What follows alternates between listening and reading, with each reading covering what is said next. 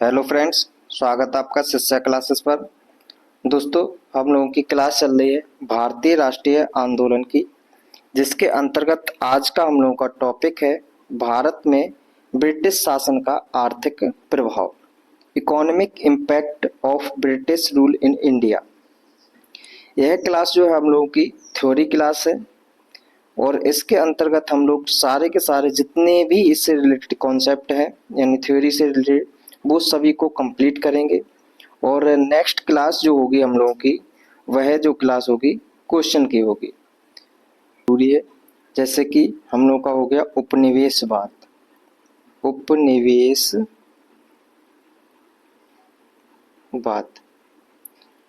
उपनिवेशवाद क्या है, आइए इसको पहले हम लोग लिख लेते हैं, उसके बाद में समझेंगे। एक ऐसी विचारधारा है, एक ऐसी विचारधारा है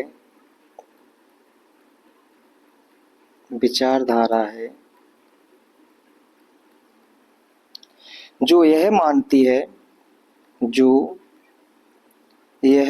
उपनिवेश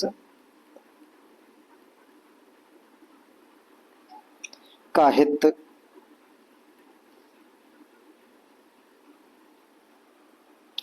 मात्र देश के हित के अधीन है। ठीक है, उपनिवेशवाद एक ऐसी विचारधारा है जो यह मानती है कि उपनिवेश का हित मात्र देश के हित के अधीन है और उपनिवेश जो मात्र देश है अपनी आर्थिक नीति में, कैसे इसको हम लिख सकते हैं और भी अच्छे से समझ सकते हैं, मात्र देश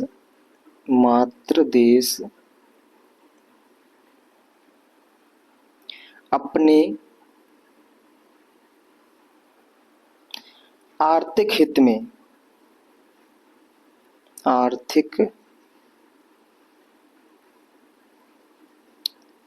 में उपनिवेश की अर्थव्यवस्था का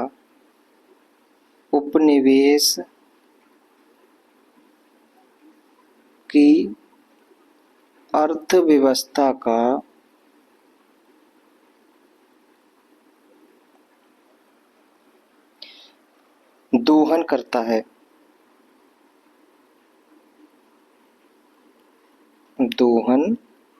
करता है। ठीक है, उपनिवेशवाद एक ऐसी विचारधारा है जो यह मानती है कि उपनिवेश का हित मात्र देश के हित के अधीन है और मात्र देश अपने आर्थिक हित का दोहन,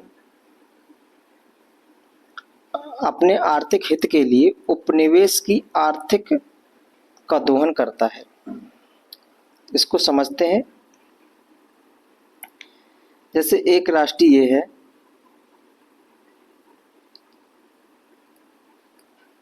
मान लिया हम लोगों ने एक राष्ट्र ये है, ठीक है, और दूसरा राष्ट्र ये है।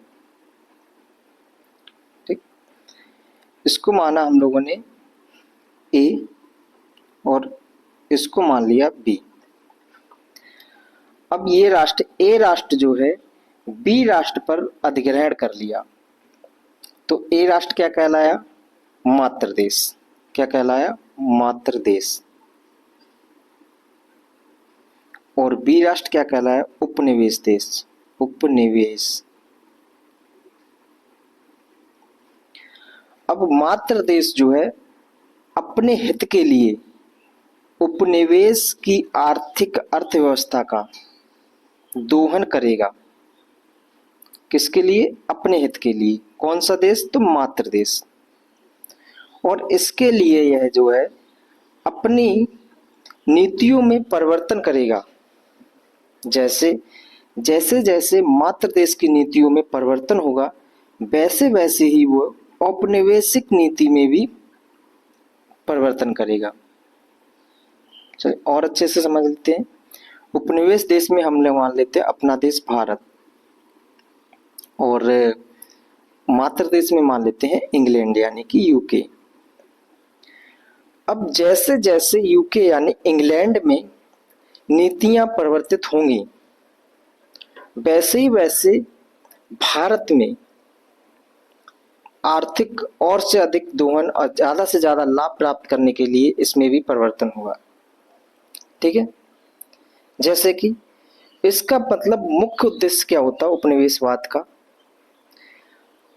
अधिकतम रूप से लाभ अर्जित करना, और इसके लिए जो है ये अपने समय समय पर नीतियों में परिवर्तन करते रहते हैं। जैसे उपनिवेशवाद का वाणिज्यिक चरण, इसमें इनका क्या उद्देश्य था कि अधिक से अधिक राजस्व को कलेक्ट करना और उस राजस्व का प्रयोग जो है व्यापार में करना। ठीक है, क्या करना? अधिक से अधिक राजस्व का कलेक्ट करना और उस राजस्व का व्यापार में उपयोग करना।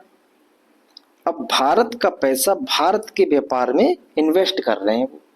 एक तो ये तो वही हो गया, जैसे आप किसी शॉप पर दुकान पर जाते हैं सामान खरीदने के लिए, उससे कहा कि मुझे ये चीजें फलाना फलाना दे दीजिए, उससे ले लिया, फिर उसके बाद में उसके ही गल्ले से उसने बताया 500 रुपये हुए, तो उसके गल्ले से 500 रुपये निकाले और उसको पकड़ा दिए।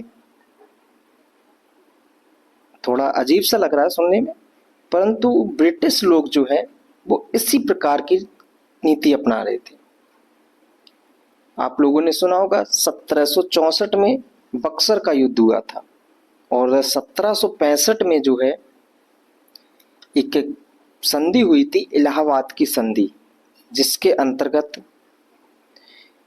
ब्रिटिश लोगों को यानी ब्रिटिश ईस्ट इंडिया को दीवानी यानी कि राजस्व कलेक्ट करने का अधिकार दे दिया गया था। अब वो वहां से राजस्व को कलेक्ट करते थे और व्यापार में लगाते थे। इस समय इनका उद्देश्य भारत में साम्राज्य विस्तार करने का नहीं था, क्योंकि इनको पता था अगर हम साम्राज्य को विस्तार करेंगे तो हमें क्या करना पड़ेगा, वहां पे प्रशासनिक नियंत्रण भी करना पड़ेगा, और प्रशासनिक नियंत्रण के लिए हमें क्या चाहिए? सेना चाहिए। सेना को रखेंगे तो सेना को रखने के लिए हमें पैसे की चाहिए, अधिक धन की आवश्यकता पड़ेगी। ठीक है, तो वो जो पैसा कलेक्ट किया उसको वो कुछ पैसा ब्रिटेन को भेज देते थे और कुछ व्यापार में लगाते थे, परंतु उनका ऐसा नहीं मानना था कि वो प्रशासनिक नियंत्रण करेंगे इस समय पे। फिर 1813 से 1858 के बीच में उपनिवेशवाद का औद्योगिक चरण चालू हुआ। औद्योगिक चरण क्या? तो ब्रिटेन में जो है औद्योगिक नीति लागू हुई, मतलब औद्योगिक चरण चालू हुआ, और वहां पे उन्होंने जब औद्योगिक चरण चालू हुआ तब वो जब वहां पे उनको उद्योगों से पैसा चाहिए था, उनको वहां पे उद्योग चाहिए था, अब उनको कच्चे माल की जरूरत पड़ी। अब वो क्या किया, उन्होंने भारत में से कच्चे माल को उठाया और ब्रिटेन में ट्रांसपोर्ट करने लगे। अब वो वहां पे बनाया माल, अब मान को तो बना दिया उन्होंने, अब क्या चाहिए? उस माल को बेचना चाहिए, अब तो तभी तो इनकम होगी। अब इनको क्या चाहिए? बाजार चाहिए, मार्केट चाहिए, और मार्केट चलिए के लिए इनको जो भारत है उसके अंदर कई सारी नीतियों में परिवर्तन करना पड़ेगा। जैसे इनकी कल्चर क्या है, इनको शिक्षा किस प्रकार की मिली है, इनको मतलब कैसे कैसे, और जैसे हस्तशिल्प उद्योग है उनको कैसे डिक्लाइन किया जाए, पतन किया जाए, इस तरह की चीजें उन्होंने नीतियों में अपने लगाई अपनी। तो सांस्कृतिक, जैसे कि उनको अगर पेंट शर्ट पहनाना है, अब वो धोती कुर्ता पहनते हैं, तो उनके कल्चर में परिवर्तन करो, उनकी सोच में परिवर्तन करो। इसके लिए शिक्षा नीति लेके आ गई वो अंग्रेजी शिक्षा नीति। मतलब जो भी काम किया उन्होंने, उनका उद्देश्य था अधिक से अधिक पैसा कमाना, आर्थिक, परंतु आर्थिक लाभ को लेने के लिए उनकी सांस्कृतिक, राजनीतिक, सामाजिक जितनी प्रकार की नीतियां थी उनमें परिवर्तन करना पड़ा। क्यों? क्योंकि इनको चाहिए था बाजार। अब जब बाजार इनको मिल गया तो अब ब्रिटेन में जो भी वस्तुएं बनी, निर्मित वस्तुएं, वो भारत में लाके डंप कर दी। ठीक, तो ये था किसका? उपनिवेशवाद का औद्योगिक चरण। फिर था उपनिवेशवाद का वित्तीय चरण। अब वित्तीय चरण जो है 1858 के बाद में स्टार्ट हुआ। इसमें क्या था? अब उन्होंने अधिक से अधिक पैसा कमा लिया। अब उस पैसे को क्या करना है? डबल करना है और ज्यादा करना है। अब उसके लिए क्या करेंगे? तो वो पैसे का जो उन्होंने लिया है, अब उसको भारत में उद्योगों में लगाएंगे, इन्वेस्ट करेंगे, अधिक से अधिक वित्त मिले उनको।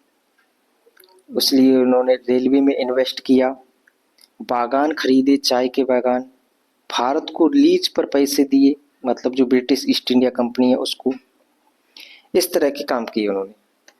तो आप लोग समझ चुके होंगे कि उपनिवेशवाद क्या होता है।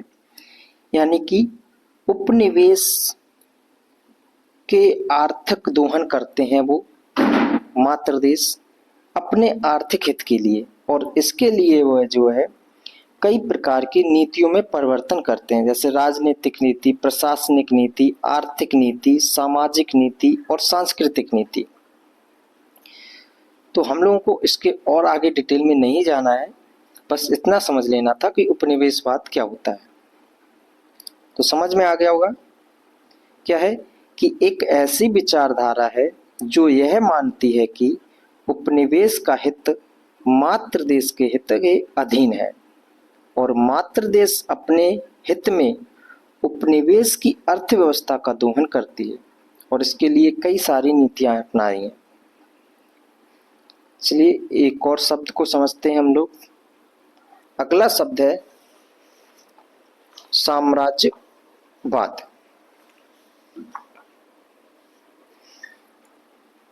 साम्राज्यवाद, साम्राज्यवाद। अब साम्राज्यवाद क्या है? जब एक राज्य दूसरे राज्य को अपनी सीमा में एकीकृत कर ले, वही साम्राज्यवाद है। क्या है? जब एक राज्य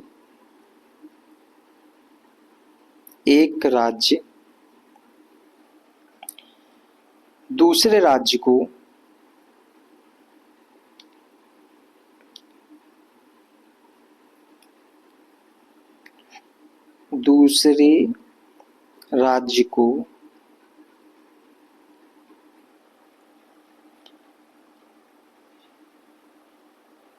अपनी सीमा में अधिग्रहण कर ले, अपनी सीमा में मिला ले।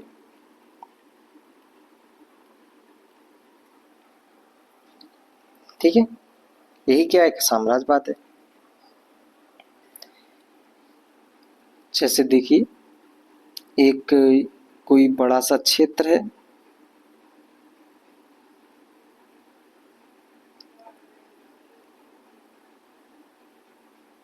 ठीक, और इसके अंदर कई सारी छोटी छोटी रियासतें हैं।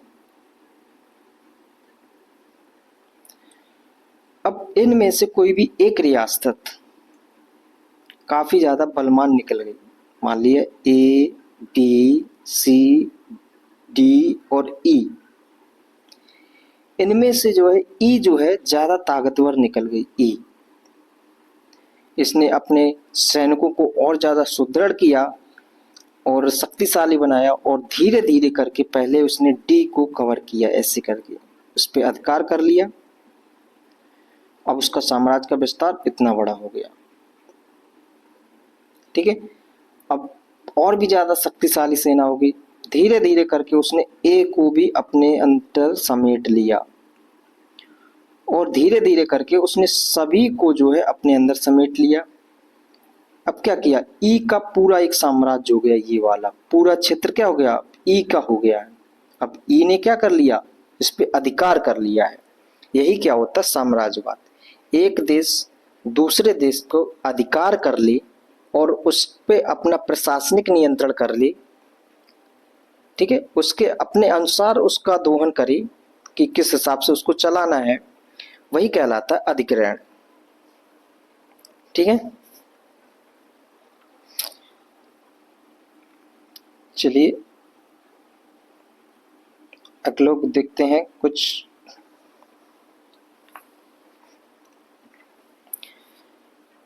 अब है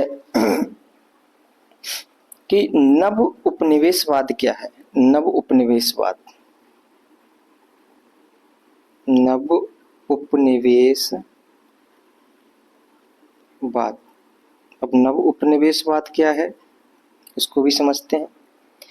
यानी कि विकसित राष्ट्र अपने राष्ट्रीय हितों के हेतु, जो अभी वर्तमान में चल रहा है वो नव राष्ट्रवाद चल रहा है। क्या है? विकसित राष्ट्र जैसे अमेरिका अपने राष्ट्रीय हितों के लिए विकासशील देशों के आंतरिक मामलों में प्रत्यक्ष या अप्रत्यक्ष हस्तक्षेप करे।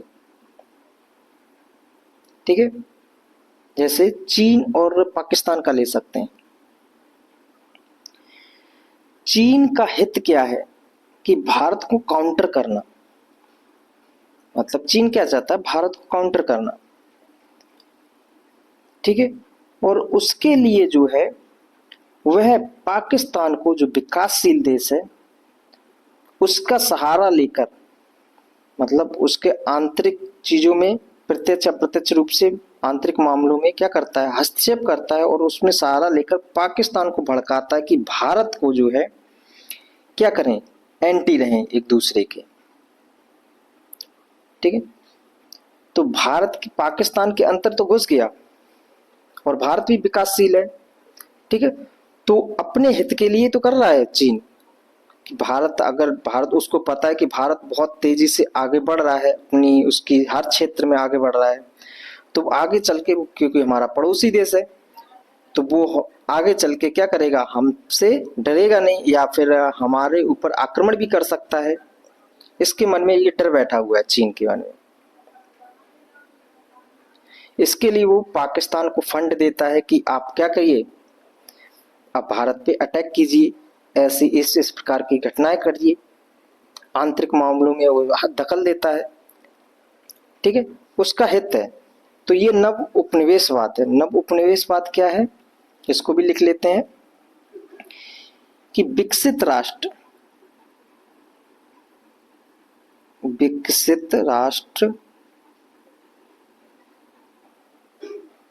अपने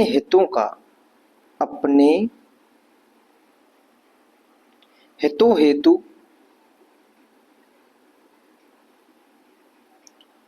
हितों के लिए विकासशील देशों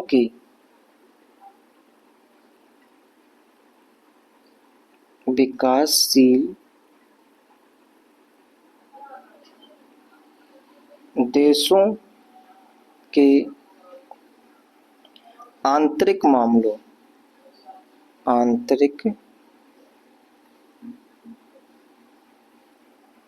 मामलों में प्रत्यक्ष या अप्रत्यक्ष हस्तक्षेप करना।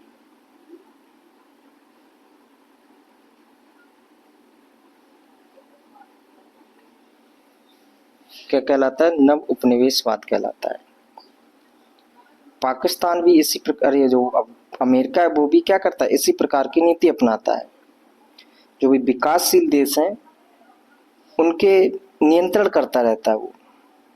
उनको कहेगा कि हम तुम्हारे साथ में हैं, आप इस पे अटैक कीजिए या आप इनकी बात मत मानिए। इस तरह की नीति अपनाता रहता है। चलिए अब देखते हैं भारत में उपनिवेशवाद।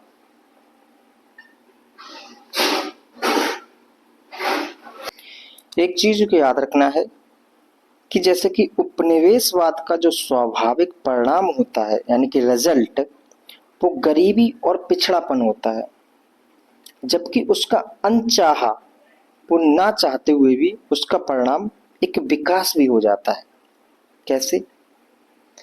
जैसे भारत में उसने रेलवे और शिक्षा का विकास किया, उसका उस समय उद्देश्य क्या था कि रेलवे के माध्यम से हम ट्रांसपोर्ट मतलब जो भी कच्चे माल को एक जगह से दूसरी जगह ट्रांसफर करें और लंदन पे जल्दी से भेज दें। दूसरा था कि अगर कहीं पे भी युद्ध छिड़ता है तो वहां पे हम रेलवे मतलब रेल के द्वारा अपने सैनिकों को उठाकर दूसरी जगह भेज दें जहां पे युद्ध हो रहा है। ये उसका उद्देश्य था। शिक्षा का उद्देश्य क्या था कि शिक्षा हम देंगे तो भारतीयों का दिमाग जो है पश्चिमी शिक्षा मतलब पश्चिमी संस्कृति की ओर झुकेगा और हमें मार्केट मिलेगा, बाजार मिलेगा। इस प्रकार की नीति थी उस। परंतु कुछ समय के बाद उसका जो अनचाहा परिणाम क्या था, तो भारतीयों में शिक्षा के माध्यम से और रेलवे के माध्यम से सामाजिकता बढ़ी, एकजुटता बढ़ी, भारत में राष्ट्रवाद का बीज पनपा और भारत में राष्ट्रीय एकता बढ़ी। जैसे शिक्षा के माध्यम से उन्होंने उनकी क्रांतियों के बारे में पढ़ा। रूस की क्रांति हो गई, अमेरिका में कौन सी क्रांति हुई थी, वहां पे किस प्रकार का रूल चल रहा था और वहां पे उन्होंने क्रांति करने के बाद में अपने आप को स्वतंत्र किया। इस प्रकार की शिक्षा के माध्यम से उनमें राष्ट्रवाद की चेतना जागृत हुई। रेलवे के माध्यम से इस समाज का लोग इस समाज से जुड़ गया और आना जाना हुआ। पहले कब आते थे एक दूसरे को आने मिलने के लिए, काफी ज्यादा समय लगता था, पैदल आते थे या बैलगाड़ियों से आते थे, मोटर कार तो थी नहीं उसके पास थे। रेल से गए, अब मिल गए, वहां पे उनको अपने किया। आप लोगों ने सुना होगा 1916 में जो लखनऊ अधिवेशन हुआ था, तो कई जगहों से भर भर कर जो है यहाँ पे लखनऊ अधिवेशन में अपना वो लिया था, हिस्सा लिया। और तिलक ने तो मतलब एक नाम भी आता है कि होम रूल रेल के नाम से भी जाना जाता है, क्योंकि उन्होंने कहा था कि आप जल्द ज्यादा से ज्यादा लोग जो है रेल में भरकर इस आंदोलन मतलब इस अधिवेशन में भाग लें। इससे क्या होता है, राष्ट्रवाद का मतलब विकास हुआ। तो हम लोगों को याद रखना है कि उपनिवेशवाद का स्वाभाविक परिणाम तो जो है पिछड़ापन और गरीबी है, परंतु उसका अनचाहा उद्देश्य मतलब अनचाहा क्या परिणाम है, तो विकास है। इतना याद रखना था। अगला है हम लोगों का कि भारत में उपनिवेशवाद, भारत में उपनिवेशवाद।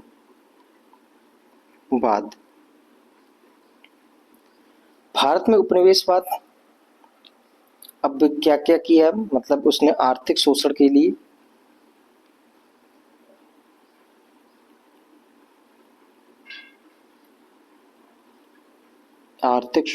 लिए इन्होंने निर्मित वस्तुओं का आयात किया। ठीक है, क्या किया, निर्मित वस्तुओं का आयात किया।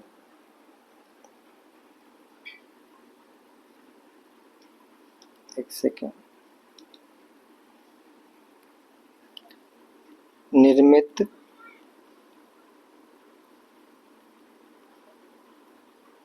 वस्तुओं का आयात किया, निर्मित वस्तुओं का आयात किया।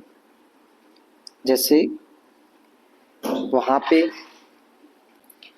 वहां पर जो भी वस्तुएं बनाई गई उनका डंप कहाँ पे किया गया, भारत में किया गया। तो ये सब भारत के उपलक्ष्य में बात हो रही है कि निर्मित वस्तुओं को क्या किया, भारत में आयात किया। ठीक है, भारत ने क्या किया, आयात किया। ये हमारा देश भारत है। क्या समस्या है, ठीक है, ये भारत है और ये छोटू सा ब्रिटेन।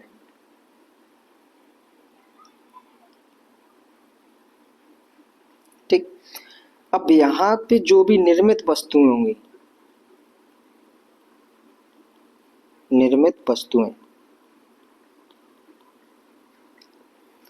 तो यहां से अगर हम भेजेंगे कहाँ पे, इंडिया पे भेजे। हमने गुड्स को क्या किया, यहां से इंडिया भेजा। ठीक है। अब इंडिया के लिए तो क्या हो गया, आयात,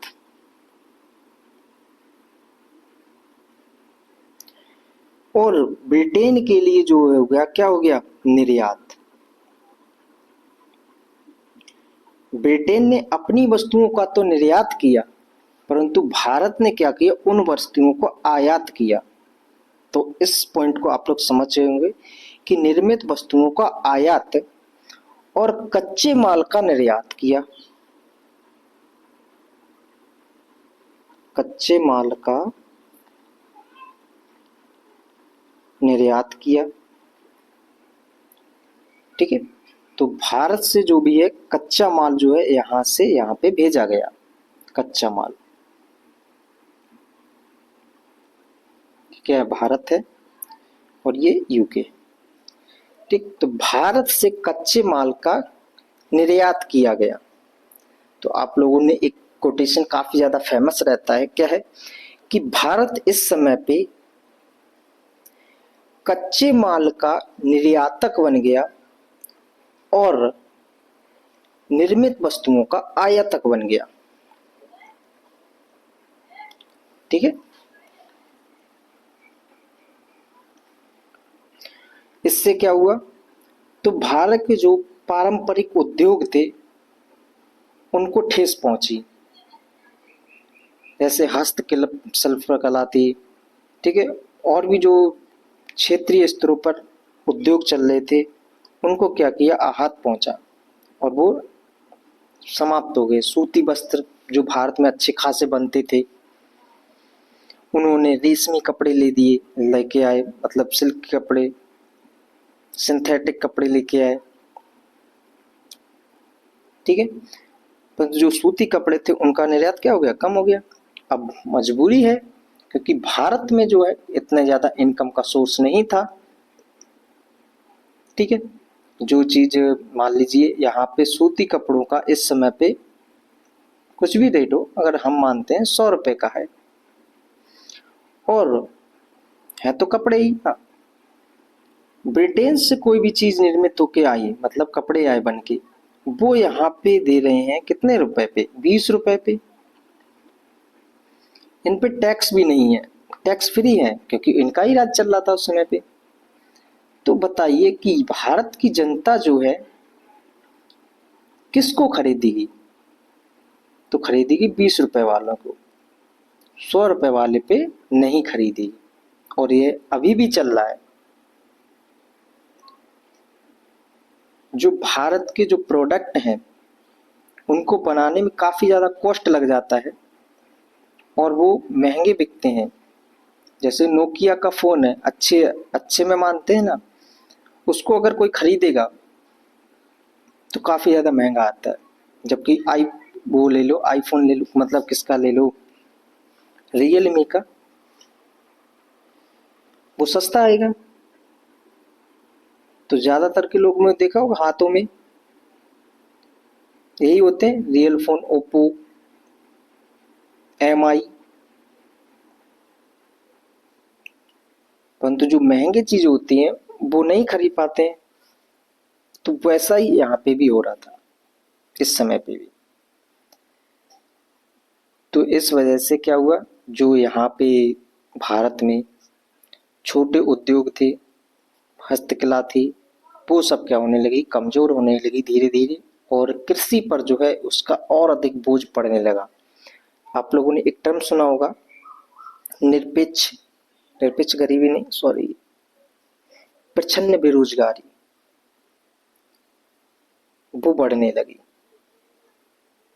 यानी कृषि पर उसका बोझ बढ़ गया। जैसे कृषि पर 4 लोगों का करने का काम है, एक खेत, एक मतलब 10 एकड़ जमीन है, उस पे 4 लोग अपने से अच्छे से काम कर लेते हैं। परंतु क्या हुआ, उसी परिवार के सदस्य थे, वो पहले उद्योग करते थे, अब क्या हो गया, वो वहां पे उनका बंद हो गया, तो वो अब आके कृषि पे ही काम पूरा जुट गए, ठीक। तो अब कृषि पर क्या बढ़ गया, बोझ बढ़ गया। 4 लोगों की जरूरत थी, वहां पे 15 लोग काम कर रहे हैं,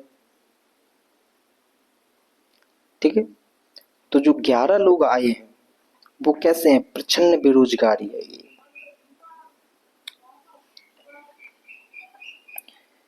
ठीक, तो आर्थिक शोषण में उन्होंने क्या किया, निर्मित वस्तुओं का आयात किया और कच्चे माल का निर्यात किया, जिससे कि उनको अधिक से अधिक धन की प्राप्ति हो सके।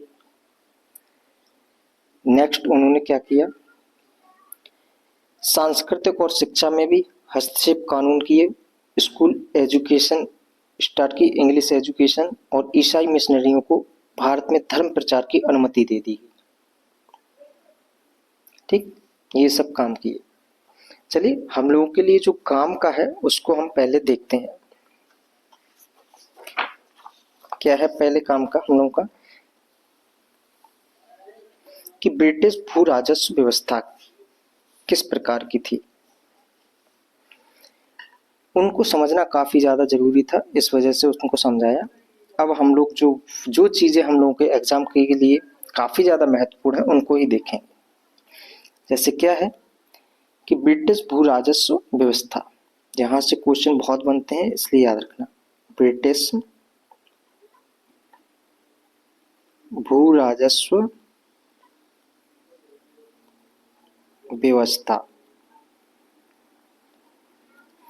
तो ब्रिटिश भू राजस्व व्यवस्था में पहले याद रखेंगे इजारेदारी व्यवस्था। इजारेदारी व्यवस्था,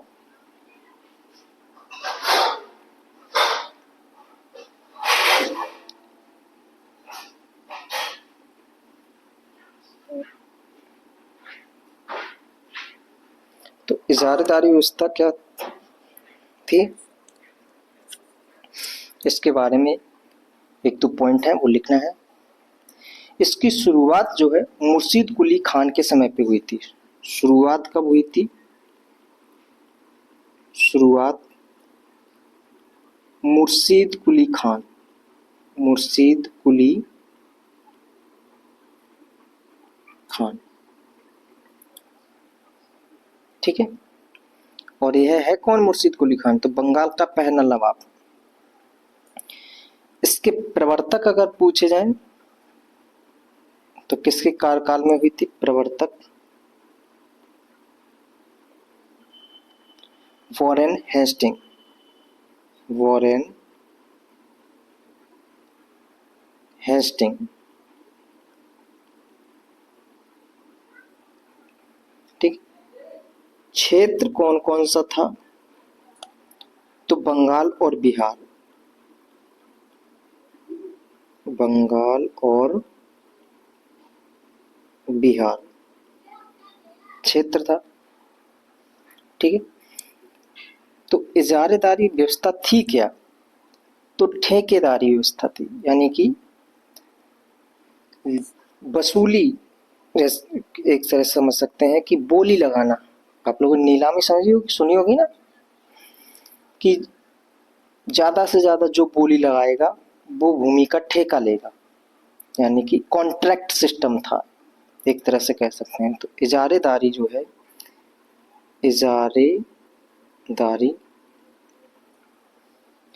जमींदार या ठेकेदार, सॉरी इजारेदार जो है, इजारेदार कौन होते थे, तो जमींदार या ठेकेदार, जमींदार या फिर ठेकेदार। इजारेदारी व्यवस्था में होता क्या था, तो बोली लगाई जाती थी। जैसे कोई भी एक ये पट्टा हो गया, मान लिया हमने 100 एकड़ का है, एकड़ का, अब इसकी क्या लगाएगी, बोली लगाएगी,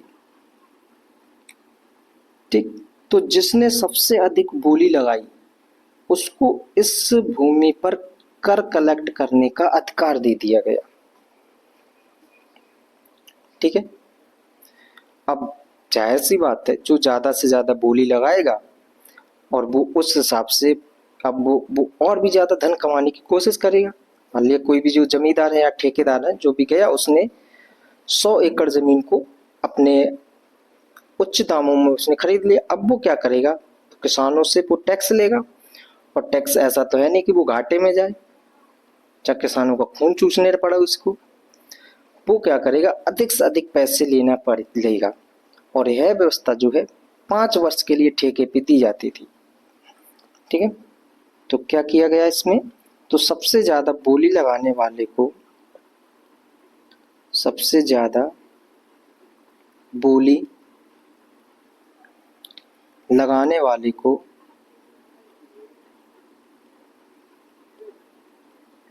वाले को भूमि का ठेका दिया जाता था।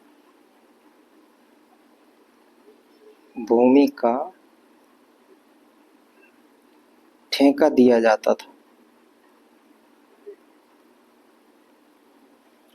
ठीक है, और यह कितने वर्षों के लिए, तो 5 वर्ष तक का ठेका मिलता था। 5 वर्षों के लिए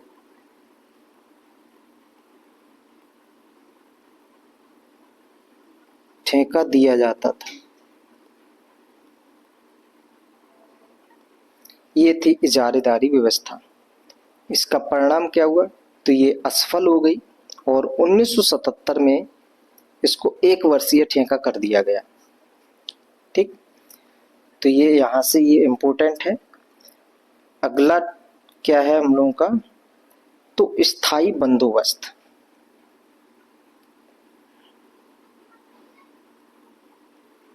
स्थायी बंदोबस्त, ये क्या थी स्थायी बंदोबस्त व्यवस्था, तो उसको समझेंगे। यानी कि स्थायी कर दिया गया, एक फिक्स रेट कर दिया गया कि इतना आपको कलेक्ट करना है और उसका इतना % मतलब मुझे दे देना है और बाकी का आप लोग रख लेंगे। उन्होंने क्या रखा, तो कहा उन्होंने कि टैक्स वसूलने का 10/11 भाग जो है वो मुझे दीजिए, ब्रिटिश ईस्ट इंडिया कंपनी ने कहा, और 1/11 भाग जो है अपने पास रखिए। ठीक, इस प्रकार की नीति अपनाई। तो बात आती है कि इसको स्टार्ट किसने किया,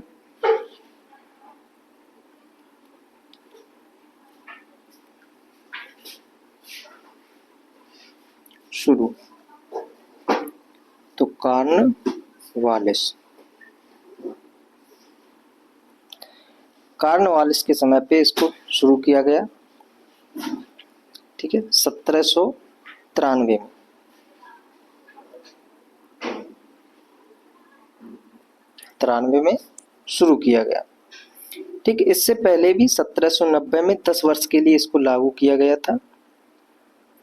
फिर स्थायी रूप से जो है कॉर्नवालिस ने ही स्टार्ट की। स्थायी बंदोबस्त में जो जमींदार लोग होते थे वो क्या करते थे, लागान को वसूलते थे।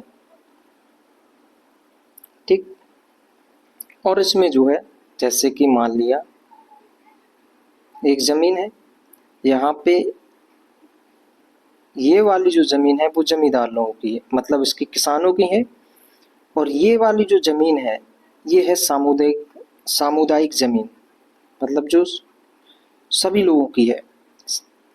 तो उस पे अधिकरण जो दे दिया गया, अधिकार, वो जमींदारों को दे दिया गया। और इस वाले क्षेत्र में भी क्या करते थे, भूमि से कर टैक्स लेते थे। तो अपनी भूमि का वो लोग ना लेकर इसी पे उस भूमि का भी टैक्स ले लेते थे। और इनके मान लिया ये वाली नीचे वाली भूमि किसानों की है, मतलब उनकी है, जमींदार लोगों की। तो जमींदार लोगों जो है अपनी भूमि पे टैक्स नहीं देते थे, वो जो इस भूमि का टैक्स हुआ वो भी इनसे वसूलते थे। तो अब वो 3-4 तरीके से घेरे जा रहे हैं। अब उनको क्या करना पड़ा, अधिक से अधिक टैक्स ले रहे हैं वो, और उनको दिखा रहे हैं कि इतना टैक्स लिया मैंने, और लेते थे बहुत सारा टैक्स। मान लिया उन्होंने लिए 1000 रुपए टैक्स वसूले, और गवर्नमेंट को दिखाया उन्होंने कि हमने 100 रुपए वसूले, और 100 रुपए का 1 मतलब 10/11 हिस्सा दे दिया उन्होंने। एक स्थिति ऐसी आई एक समय पे कि ब्रिटिश ईस्ट इंडिया कंपनी घाटे में जाने लगी, और जो जमींदार लोग थे वो दिनों दिन ग्रोथ करने लगे। इसलिए आप लोगों ने सुना होगा फिर स्थायी बंदोबस्त को बंद कर दिया गया। उसके आगे दूसरी, मतलब इसको चालू नहीं किया गया, दूसरी व्यवस्थाएं चालू की गई। तो इसके अन्य नामों से भी इसको जाना जाता है। अन्य नाम कौन कौन से हैं? अन्य नाम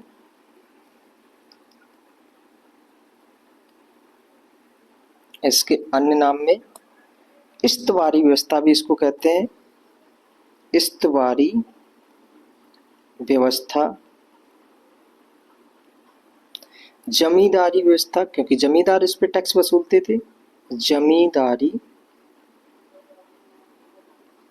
व्यवस्था, सूर्यास्त कानून, सूर्यास्त कानून। सूर्यास्त कानून को भी समझ लेते हैं क्या होता है। मान लीजिए कोई भी जमींदार है, ठीक है, उस जमींदार को एक समय निश्चित किया जाता था कि इस समय तक आप, मतलब मान लिया 10 तारीख, इसको मान लिया 10 जुलाई तक जमींदार को टैक्स कलेक्ट करके सरकार यानी ब्रिटिश ईस्ट इंडिया कंपनी को क्या करना था? जमा करना था। और ये भी उसको करना है सूर्यास्त होने से पहले। ये क्या कहलाता? तो सूर्यास्त कानून। अगर उसने वो नहीं दे पाया तो वो अपने पास से दे तो सही है। अगर उसने नहीं दिया तो उसकी जो भी जमींदारी थी वो उससे छीन लेगी जाती, ठीक है, और किसी दूसरे को दे दी जाती थी। ये काम होता था। अब ये तो किसानों, उनके जमींदार के लिए हो गया। अब उसने किसानों पे क्या लागू किया जमींदारों ने कि जैसे उनको 10 तारीख दी है तो इनको देगा समय 8 तारीख कि 8 तारीख तक यानी 8 जुलाई तक आप लोग अपना टैक्स जमा कर दीजिए मेरे पास, या खुद लेने के लिए जाता टैक्स कर लेने के लिए। अगर नहीं दिया जाएगा तो किसानों की चल और अचल संपत्ति जो है जमींदार वो जब्त कर लेगा। इस तरह का कानून था, और वो भी सूर्यास्त के समय, मतलब इससे पहले। तो यही कानून था सूर्यास्त कानून, ठीक। अगला था मालगुजारी कानून। नाम इसका क्या था? मालगुजारी कानून। नेक्स्ट था 20 देदारी बेदारी 20 बेदारी 20 बेदारी कानून। क्षेत्र कौन कौन सा था इसका? क्षेत्र, तो क्षेत्र में कुल ब्रिटिश इंडिया का, ब्रिटिश ईस्ट इंडिया के क्षेत्र का 19%, कुल ब्रिटिश ईस्ट इंडिया के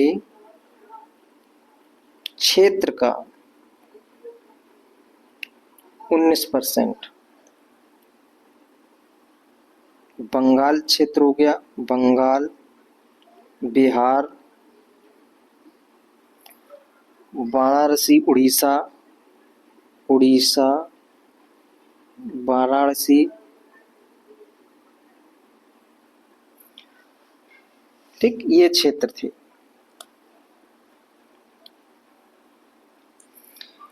इसका आधार वर्ष भी पूछा जाएगा कि किस आधार वर्ष को मानकर इन्होंने मतलब एक फिक्स कर दिया कि आपको इतना टैक्स देना है।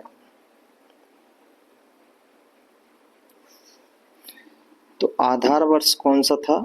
आधार वर्ष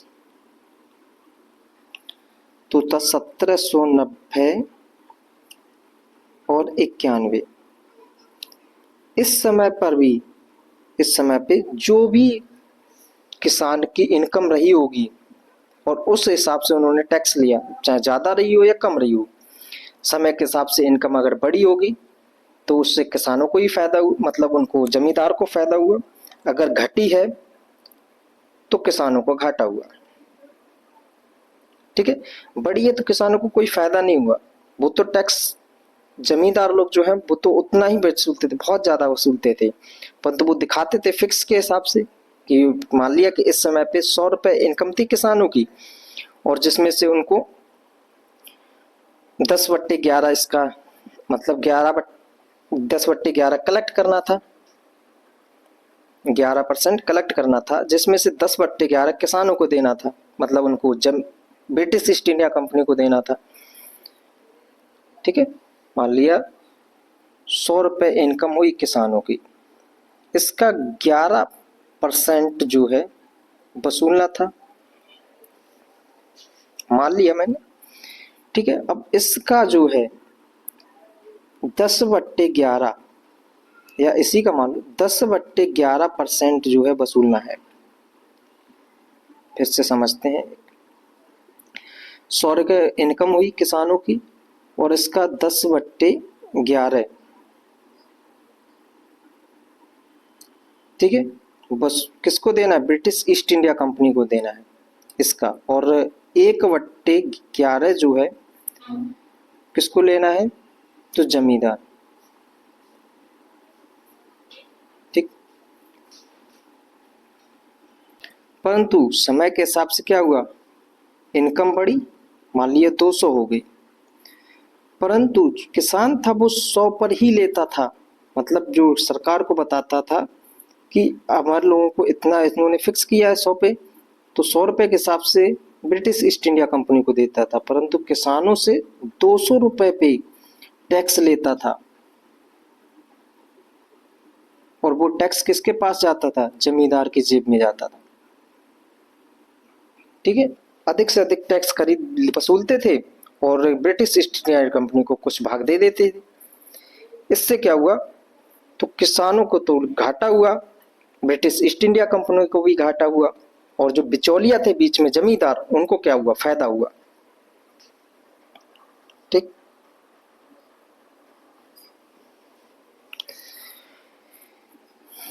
इसकी कुछ विशेषता है, उनको लिख लेते हैं। विशेषताओं में तो भूमि की राजस्व की स्थायी दर कर दी। भूमि की राजस्व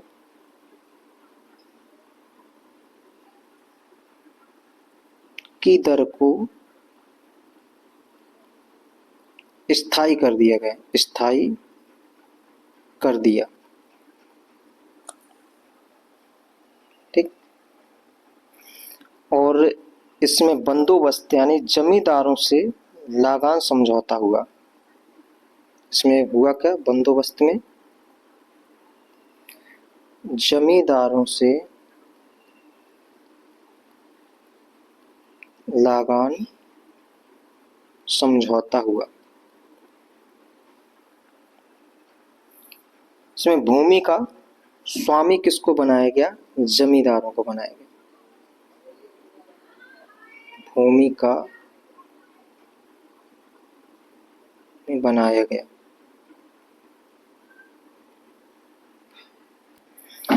अब भूमि के टैक्स वसूलने का मतलब क्या क्या था तरीका? तो कर का 10/11 भाग ब्रिटिश ईस्ट, एक second, British east India company को जाता था और 1/11 भाग जमींदारों के पास, जमींदारों के पास। ठीक, अब स्थायी बंदोबस्त जो व्यवस्था है, इसका उद्देश्य क्या था? स्थायी बंदोबस्त व्यवस्था का उद्देश्य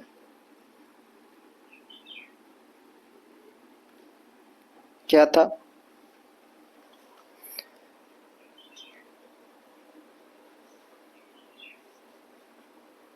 राजस्व की प्राप्ति,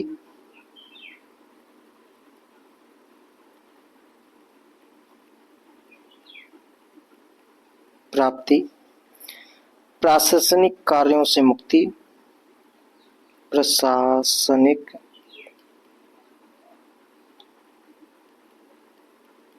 कार्यों से मुक्ति, कृषि का विकास, कृषि का विकास। अब आप लोग कहेंगे कि इससे कृषि का विकास कैसे होगा? तो ब्रिटिश ईस्ट इंडिया कंपनी चाहती थी, मतलब जानती थी, मतलब उसका मानना था कि अगर हम कर को स्थायी कर देंगे तो जमींदार जो हैं वो और अधिक कर को, मतलब और अधिक मुनाफा पाने के लिए खेती में विकास करेंगे, मतलब उसमें इन्वेस्ट करेंगे और कृषि को और अच्छा बनाएंगे, जिससे कि उसमें अधिक से अधिक उपज होगी तो किसानों को फायदा होगा और कुछ में से कुछ जमींदार रख लेगा। परंतु इसका हुआ क्या? उल्टा। जमींदार लोगों ने इन्वेस्ट तो किया नहीं, अधिक से अधिक लाभ तो प्राप्त किया, परंतु कंपनी को दिखाया क्या कि जितना लिया था उतना आपको दे दिया। ठीक, तो इससे क्या हुआ? कंपनी जो चाहती थी वो नहीं हुआ, जमींदार इसमें मजा ले गए। अगला क्या था? अंग्रेजों के वाणिज्यिक व्यापार को बढ़ाना।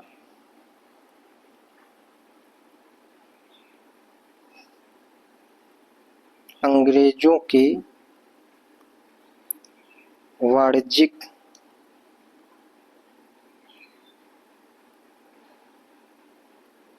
व्यापार को बढ़ाना,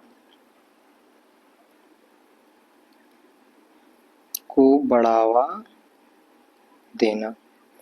अब यहाँ से अधिक राजस्व का कलेक्ट होगा और उसको हम व्यापार में निवेश करेंगे, परंतु हुआ कुछ अलग। अंग्रेजों को जमींदारों के रूप में एक नया समर्थक वर्ग मिल गया।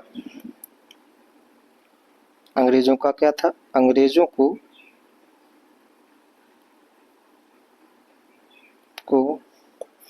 जमींदारों के रूप में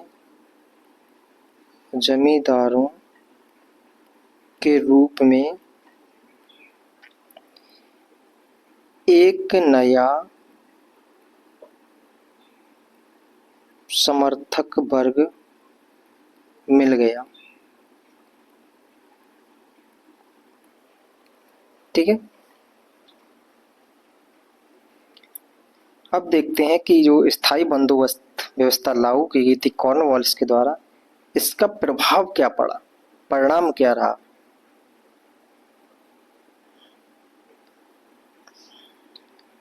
स्थायी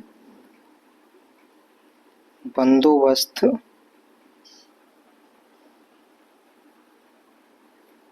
व्यवस्था का परिणाम।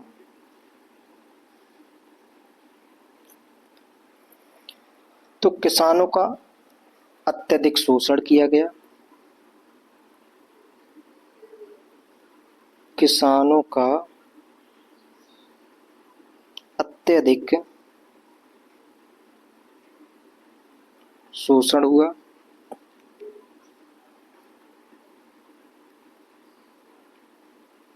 अगला क्या हुआ? तो जमींदारों को अधिकतम लाभ हुआ, जमींदारों को अधिकतम लाभ हुआ। किसान का क्या हुआ? किसानों ने इस समय विद्रोह किए, किसानों ने विद्रोह किए। अगला, कृषि का वाणिज्यीकरण हुआ, कृषि का वाणिज्यिकरण हुआ।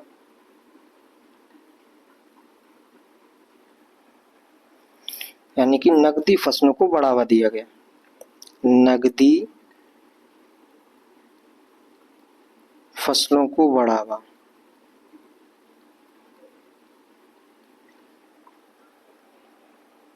ठीक है, ये हम लोगों का स्थायी बंदोबस्त व्यवस्था का था। अभी इसके अंदर एक क्लास और लेनी है, फिर आप लोगों का ये वाला चैप्टर जो है वो कंप्लीट हो जाएगा। आप लोग अपना फीडबैक अवश्य दें कि क्लास कैसी चल रही है और इसमें और क्या क्या चीज़ें हमको ऐड करनी चाहिए और किस हिसाब से और एफर्ट लगानी चाहिए। यह क्लास जैसे ही कंप्लीट हो जाएगी उसके बाद में आप लोगों को जो है क्वेश्चंस इसके कराए जाएंगे और इस क्लास की पीडीएफ जो है आप लोगों को टेलीग्राम चैनल पर मिल जाएगी। आप लोग शिक्षा क्लासेस नाम का जो टेलीग्राम चैनल है उससे जुड़ सकते हैं और वहां से इस पीडीएफ को कलेक्ट कर सकते हैं। चलिए मिलते हैं नेक्स्ट क्लास में। Thank you.